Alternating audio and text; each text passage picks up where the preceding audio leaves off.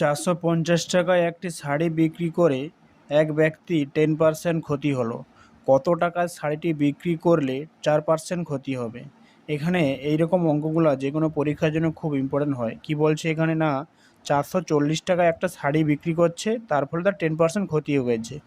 এবার বলছে যদি আমি ওই শাড়িটা কত টাকায় বিক্রি করলে তার 4% ক্ষতি হবে।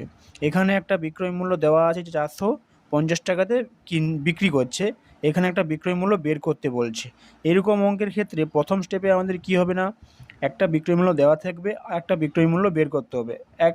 দু নম্বরে কী থাকতে হবে, যে এখানে একটা ক্ষতির হার আছে আবার এখানেও একটা ক্ষতির হার আছে, না হলে এখানে ক্ষতির হার বা এখানে লাভ বা এখানে লাভ এখানে ক্ষতি এরকম থাকলেও হবে।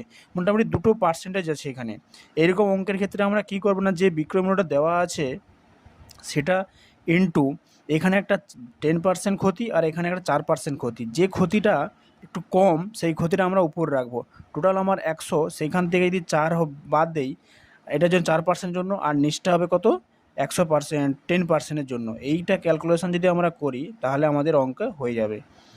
এখানে 96, এখানে হচ্ছে 90, এই 0 9 5 45, 96 5 480 টাকা।